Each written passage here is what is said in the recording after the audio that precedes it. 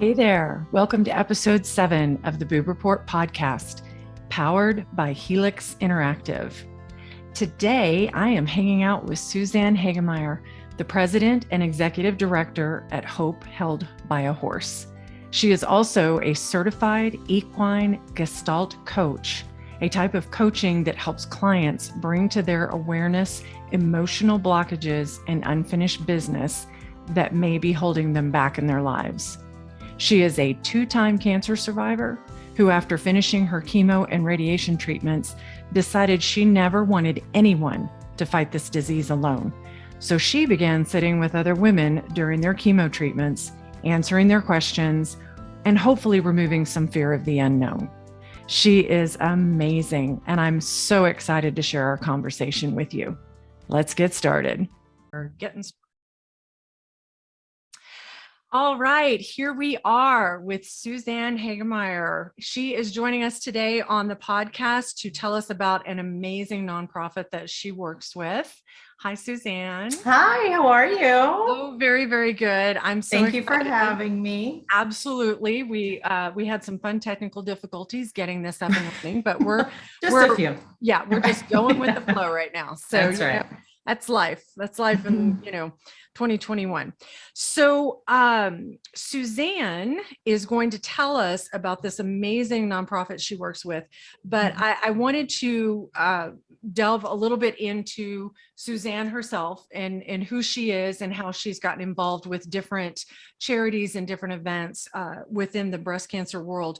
And you and I met, actually, we met on the phone first because I don't even remember how this came about. I think it was from Triva's, the place that used to sell the bar. Yeah, it could have been. It could have been. We met for a day of caring, and I was very honored that you guys asked me to be one of the models. You were one of my models. Yes. Yes, it was so, oh my gosh, to be pampered that day was just fantastic, and to wear such fun clothes. That is, tell us a little bit about that, because if I'm correct, that's not happening anymore, the day of caring. No, Sue has passed. And I believe, if I remember right, I think she passed right before you modeled. And we had decided to go ahead and still do that last event. And I think that's the one that you were involved in. Yes. Because I think at first, I think we put it off, and then it was done again. We reached out to all the models again. And then that was the last group that went through her organization. Right. So her organization, it became absorbed by Cancer League of Colorado, which I'm also involved with. And they still do fashion shows from time to time. We had one, I think the first year they took it over. They haven't had one since, with COVID and all that other stuff. It hasn't been as easy. Right. But her organization sits with Cancer League of Colorado now. Okay. So I ended up involved because I'm a 2-time breast cancer survivor. The second time I was diagnosed, to me, it was petrifying to not go to that chemo room. Once chemo was done, I thought, oh, no, I still have to go every Thursday because I'm still fighting it. Yeah. I'm not receiving chemo anymore, but in my mind, I had to be there. That was my only way. And I had met Teresa, and I told her I would come back, and she said, oh, no, it's okay. And I'm like, no, I was finishing mine and she was just starting hers. I went, no, I'll come back with bells on. And, it was a big joke between us for years, because I did go back and I had bells on. So I shook my ass in front of her face and rang the bells. And she was just like, oh my God, I can't believe you did that. So it was a joke with her and I for years. Anytime either one of us needed each other, she's like, yeah, well, I'll be there with bells on. It was just an inside joke that we always had. And unfortunately, Teresa passed last June. So, she was re-diagnosed and she passed. But so I started sitting with survivors during chemo and answering their questions. They had questions that the nurses couldn't answer, questions that nobody could answer unless they had been down that journey. How am I going to feel after chemo? What does radiation feel like?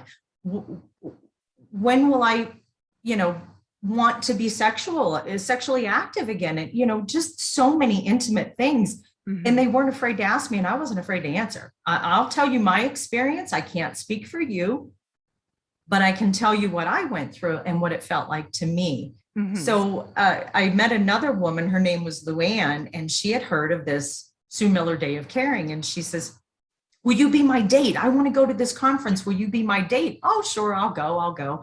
So her and I had gone to the Day of Caring, and they had, a feedback form that you fill out. And I thought, oh yeah, I'll volunteer for this. So that was how I ended up involved with Day of Caring. I became the chair and ran the fashion shows and their gala and stuff like that. But then when Sue passed, it was difficult to keep the organization going. And right. So I thought, well, where's my niche? Where do I belong? What do I do? Well, through chemo with Teresa and two other friends that I had met through Day of Caring, they modeled for me. Oh my gosh, I heard of this organization called Hope Held by a Horse. We should do it together. Okay, I'm going to, by this time, I'm already, my second time, I was probably 4 years out. I think this was in 2015. So my second diagnosis was 2011. And I thought, oh yeah, we're going to go on trail rides, and I'm there to support them because they were all more recently survivors. Mm-hmm. And I figured I had been done and over it and past it. So we signed up together and we went to Hope Held by a Horse. And I had met my coach for that day. And, I had this horse that she was amazing. She was absolutely amazing. When they had us in grouped up with our coach, they did a contact exercise, and they wanted you to focus on the person you're with. Well, we made faces and we were being goofy and silly. And then they said, focus on yourself. And the emotions came from nowhere. I just started bawling my eyes out and had no idea why.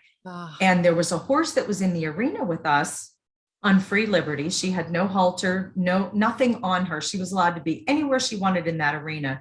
And she came over and put her head in my chest and just let me hang and sob on her.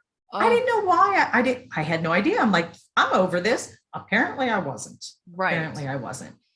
Through that experience, I ended up with my first horse. And then 4 more after that. Oh, yeah. I stayed in contact with Hope Held by a Horse. And when they had a board position open up, I jumped on it. Mm-hmm. And became their treasurer. Well, in being their treasurer, they were still kind of a new organization. And they had tracked their books on QuickBooks, on Excel. And I was like, no, we're going to do this on QuickBooks.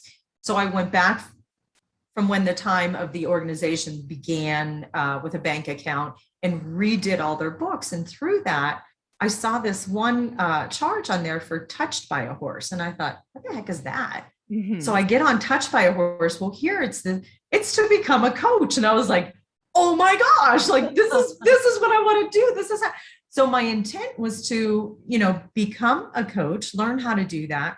Mm-hmm. I had already, after going through Hope Held by a Horse, I got a horse tattoo with the breast cancer rim. It says survivor. I ended up with 5 horses. I did a triathlon. I mean, the confidence that it gave me back was unbelievable. Right. And so in starting and being a part of the organization was so thrilling. But in my mind, I still thought, well, I have the I went and got my profit management certificate. So I had knowledge of nonprofits anyway, but I wanted the education. So now I started school to become an equine Gestalt coach. And I did 2 years of that. I'm actually just graduated in June. Woo, woo, go me. Congratulations. But it was in 2019, I had lunch with the founder of the organization, and she said, the organization has outgrown me. We have facilitators that are leaving. I don't think we can continue. I'm going to have to shut down the organization. And I was like, there's no, please, is there somebody that you would trust enough to do this? And she said, you are the only one I would trust to run this organization. Are you interested? Right. And I was blown away. So now I run Hope Held by a Horse. Still have 5 horses. They're right out in the pasture. I love it. Probably waiting to get fed tonight, but they'll be fine. So And yeah, I mean, the journey has been unbelievable. yeah. But being a participant made me realize what I wanted to give back because of what I got from that experience of Hope Held by a Horse. Right.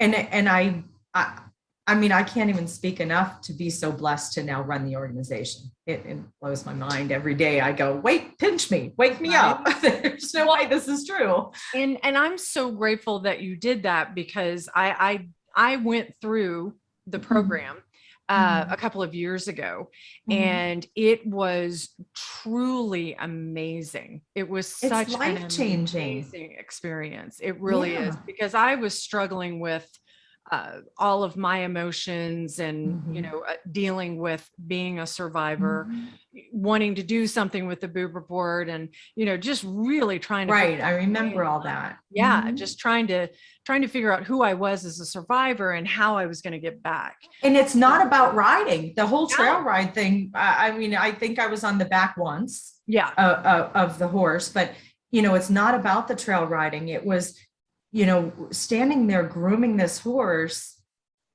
And I don't even really remember what the coach was talking about or saying to me, but I just remember, oh my God, I almost died. I think that was my eye-opening moment of, holy crap, look what I've been through. And I've done it twice. Like that was because when I was diagnosed, I was in the mode of being a wife and a mother and taking kids to baseball and football and palms and, you know, and wanting so bad to keep everything normal because I didn't want my kids to see me sick. That was the most important thing to me.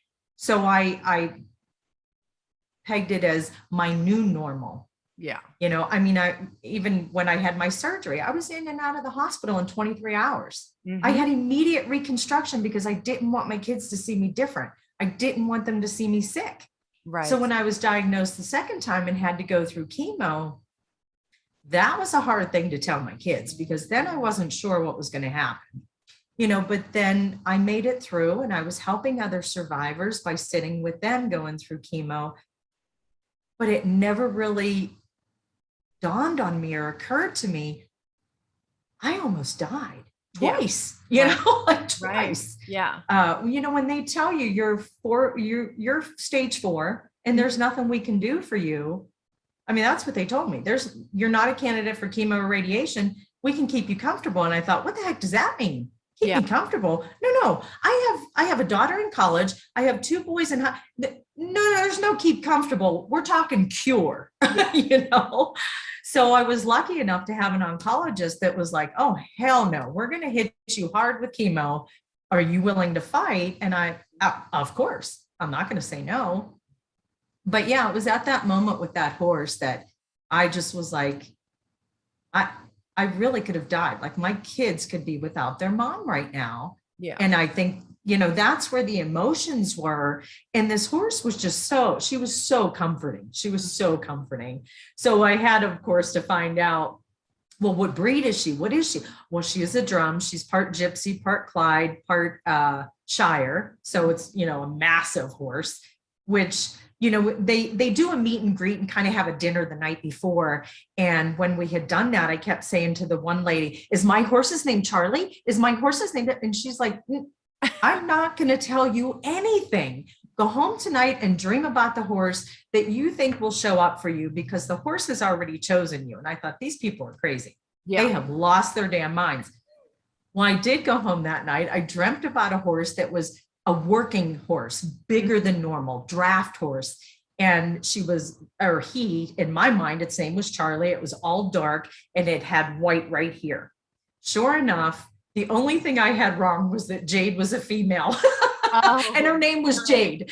Nice. Her name was Jade because that was the horse in the arena that day. And I thought, oh, why is this? You know, I didn't know why that. And I thought, oh, well, she's probably, or this horse probably belongs to one of the coaches and isn't part of the program. And I kind of blew it off, but she was the one that showed up when I started crying the way I did. And I just, it was this whole realization of, oh my gosh, she's bigger than what I expected. Mm-hmm. As dark as what I thought. The white dot was there. Everything was there. And I kept saying, is their name Charlie? Is its name Charlie?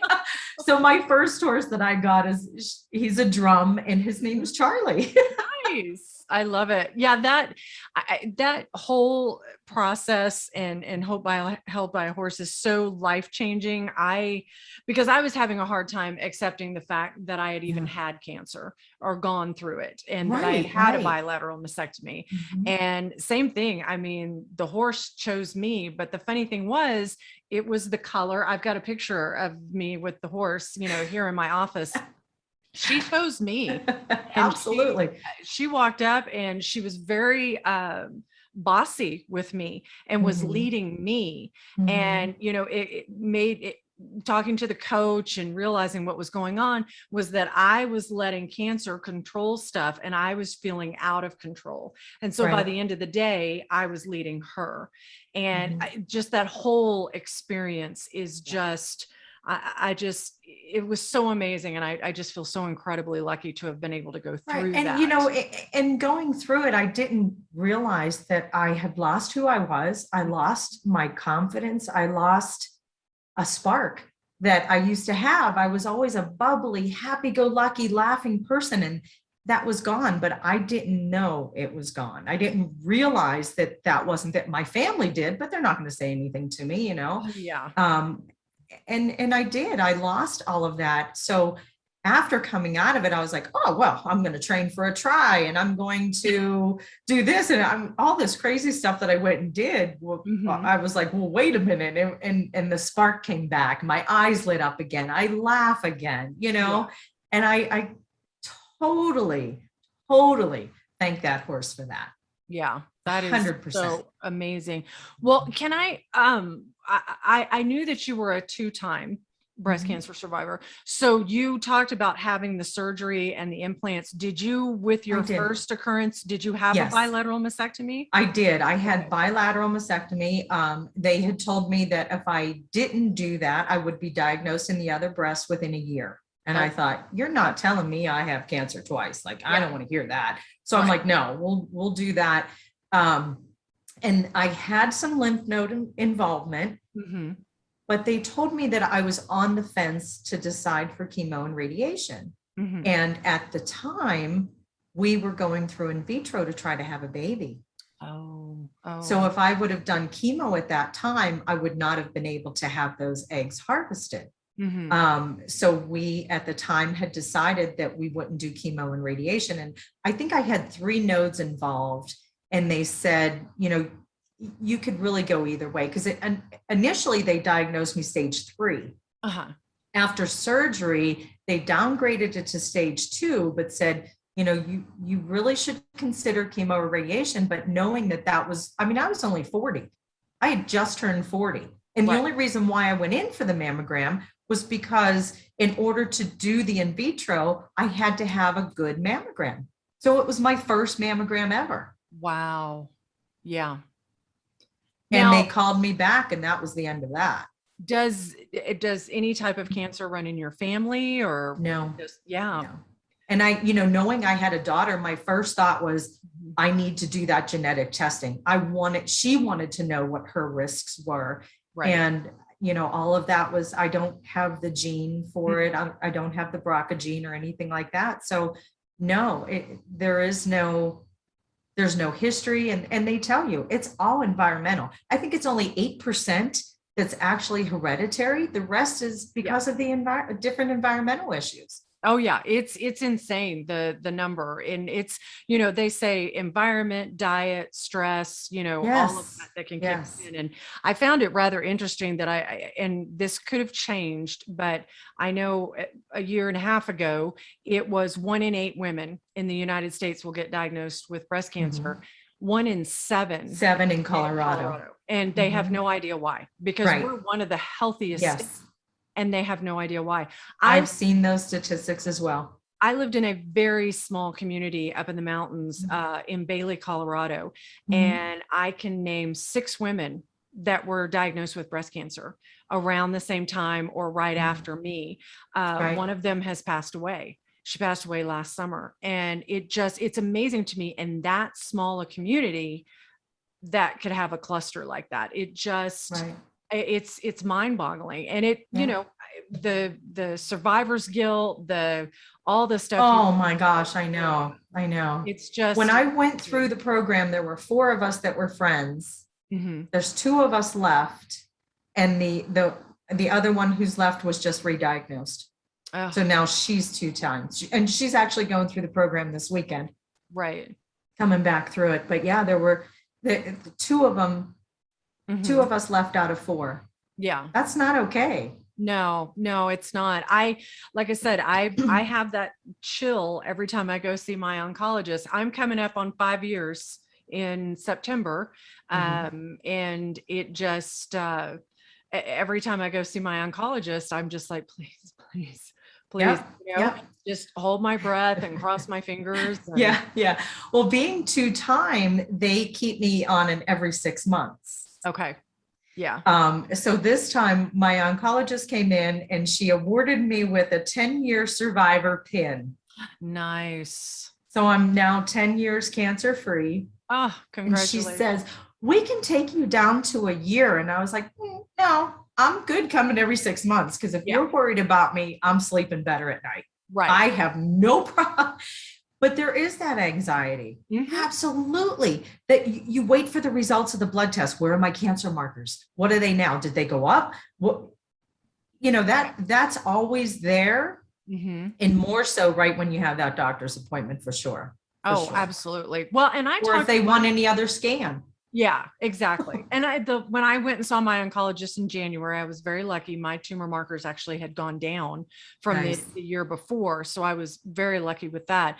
But I asked him, I said, okay, well, I'm hitting my 5-year mark, September 2021. So do I still keep coming seeing you? And he was like, normally, in the past, they had stopped it at 5 years. At 5 years. Whatever. Now they've increased it to 10. So he goes, we still would like to see you once a year until 10 years. And I'm that's like, good. Okay, that's fine. As long as I have no problem. Yeah. I'm like, that's like, I'm good. My thing is I'm upright breathing with a pulse. The rest of it is just, that's just life. That's all. Yeah. It's a totally different perspective. Well, my cancer is estrogen positive. So they put me on tamoxifen.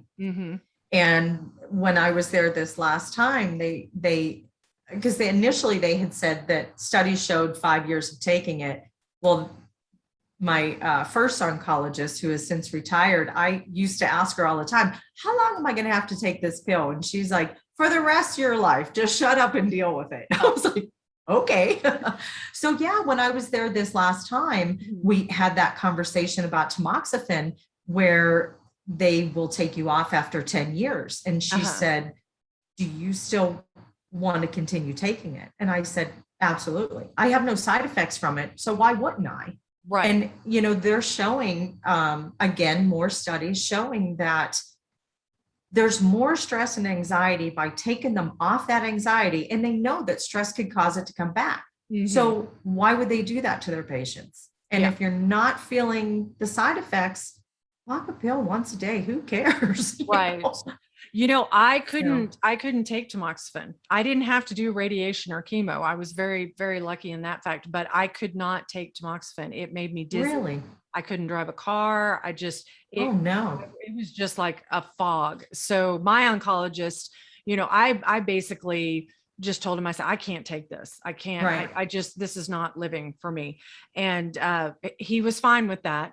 And we looked at, he was open to alternative, forms of dealing with things. It just meant that I had to go see him more often. Again, not a problem.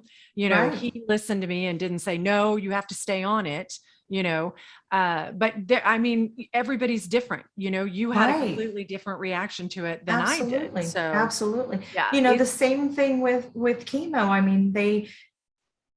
They try to prepare you for everything, but everybody accepts it differently. So when they when I had my initial surgery and they found the 3 lymph nodes, they take the next shelf. Mm-hmm. Well, that shelf had 17. Mm-hmm. So they had prepared me to don't ever have a needle, if you give blood or whatever, donate, don't have that in your left arm. Uh-huh. Do not have a blood pressure cuff on that arm because of fear of lymphedema. Uh-huh.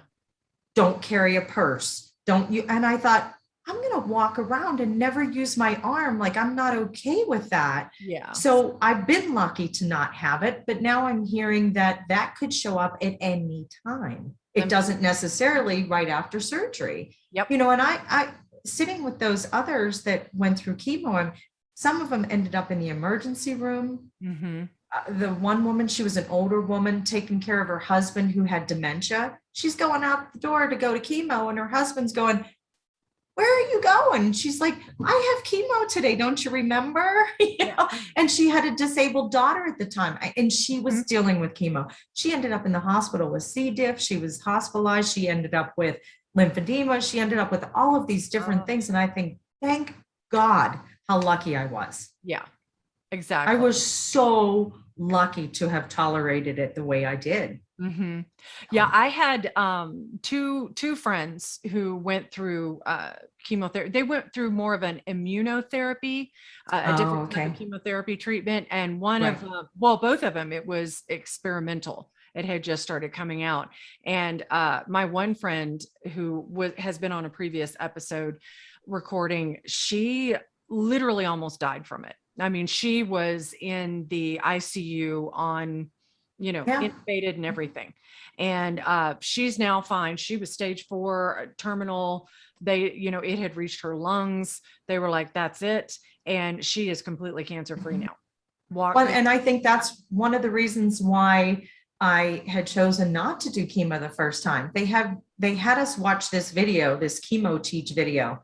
Don't eat blueberries, don't do this. It's all counteracting what the chemo is supposed to do, which is basically kill your immune system. Right. And, all these different things that it said not to do. And towards the end of the video is like, and there could be potential death from this. Mm-hmm. And I thought, wait a minute. I don't want to die from the treatment. Yeah. But the second time I thought, I don't have a choice. This is really my only option. Mm-hmm. So then, I luckily had a halfway decent experience from chemo and from radiation than what I saw others go through, or even the surgeries.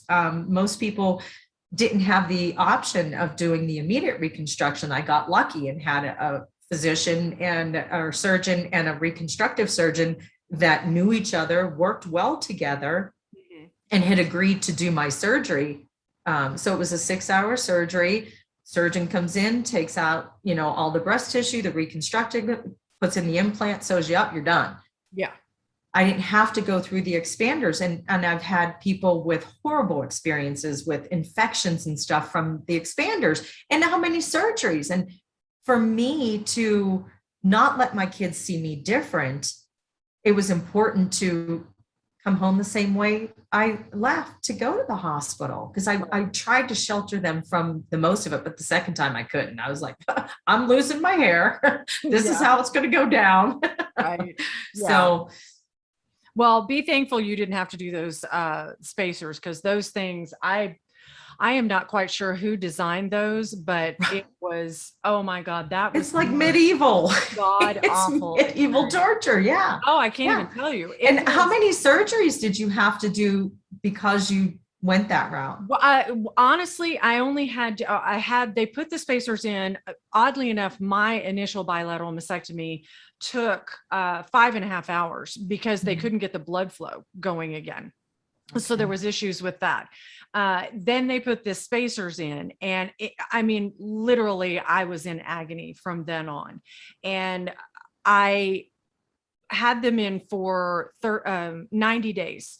In those 90 days, one of them tried to poke out through my left breast. So like the corner of it was sticking out. So I had to go back in for another procedure so they could just adjust it and move it around. That was fun. And then I was like, I can't do this anymore. I can't. And they were like, well, we'd like you to wear them a little bit longer. And I'm like, no, I am in agony. You have got to get these things out of me. And Yeah. so 90 days from my bilateral mastectomy, I had the implants put in.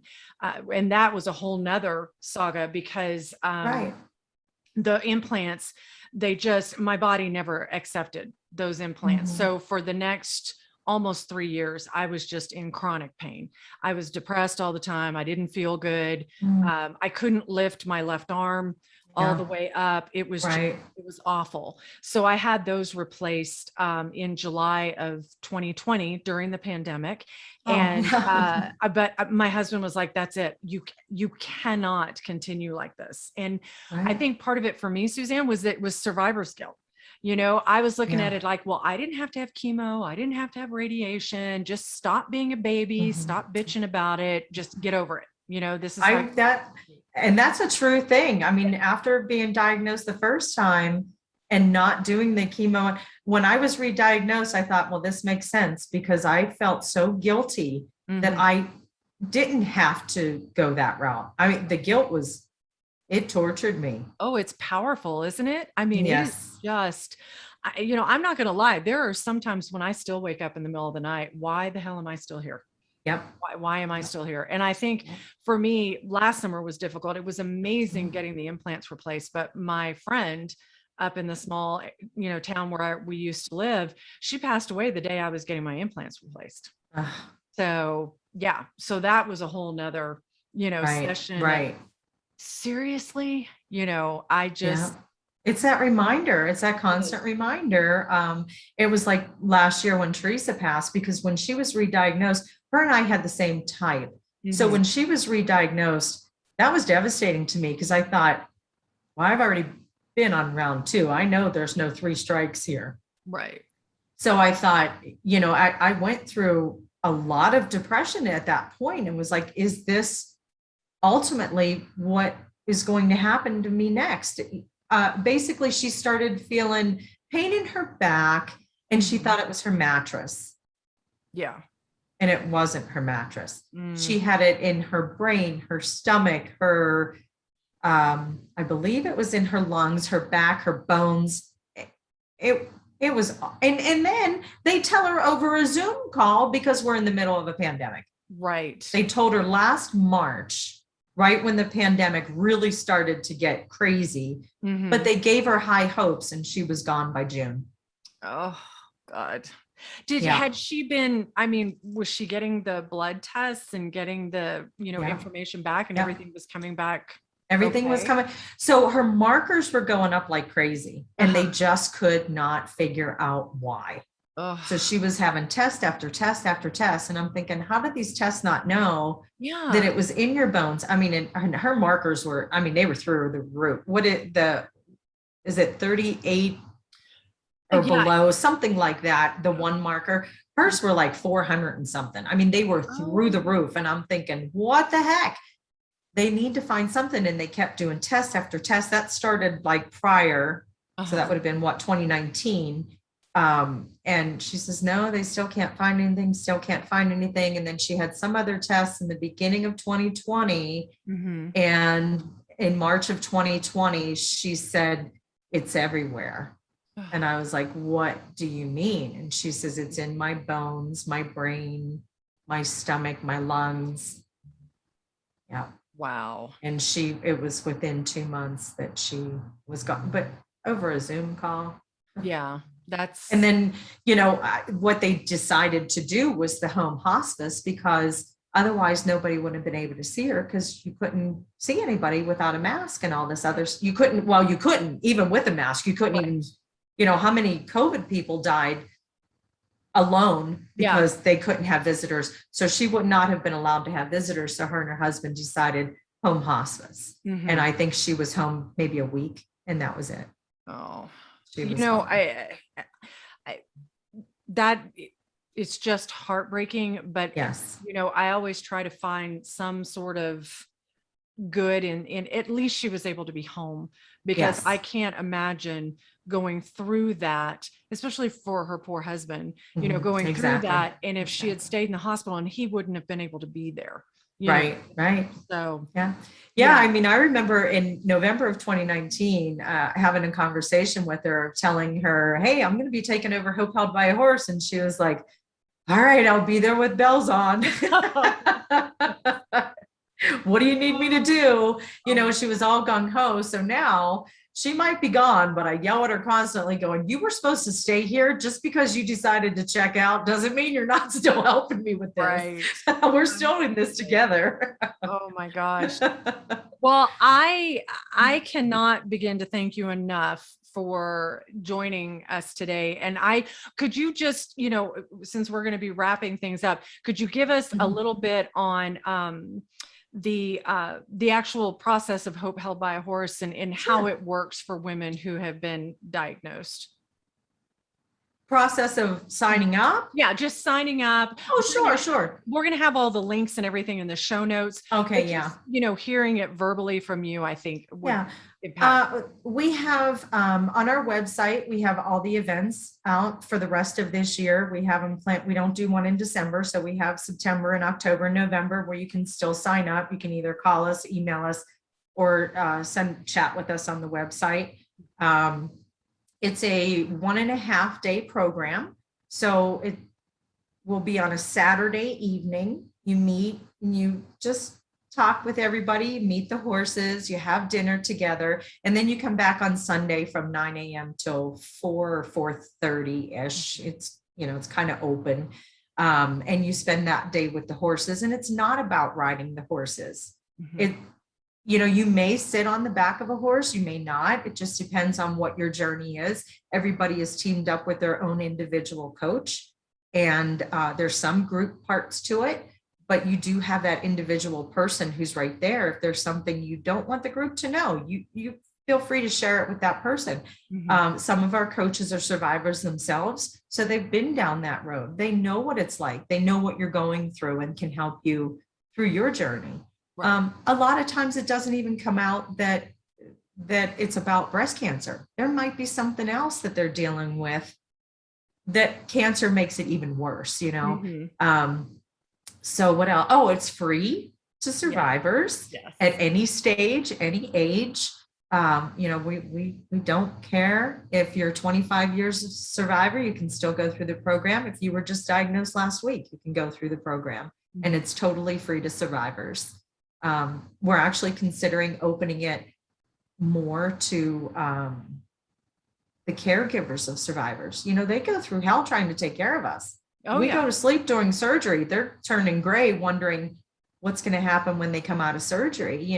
There's a lot that they deal with and need to heal from also. And the horses can provide that as well. Yeah, it's truly an amazing program, and I loved it. It was a very life-changing event for me. And I know right now you guys are just here in the state of Colorado, but hopefully, keeping our fingers crossed, you might be able to go national at some point, which would be amazing. And I would love to be on that journey with you guys, because that's my goal with the Boob Report. The website is mainly within the Denver, Colorado area, but I would love to have one in every state in the United States so that women could find local resources that they need. So that's my goal with that. And we'll make that happen. We're going to be on this journey together. Yes, we will. We got this, you and I. Yes, we do. Yes, we do. Well, again, thank you, Suzanne, so much for joining us. Thanks for having me. Appreciate it. And have fun with those horses. Absolutely. They're a lot of work, but they're a lot of fun. They keep me in line. There you go. There you go. Okay. I don't know about you guys, but I really think she is definitely a superhero. I find it very therapeutic to hear how someone has taken a diagnosis of cancer and turned it into something that is so helpful for others. Thank you, Suzanne, for being on the podcast. You will find all the information on Hope Held by a Horse on our website, www.theboobreport.com/podcast under episode 7. And a very big thank you to all of you for spending your time with us today. Be sure to like and follow us, and definitely share the podcast with your friends. You can become an active listener and support this podcast by clicking on the podcast link on our website at www.theboobreport.com. Take care.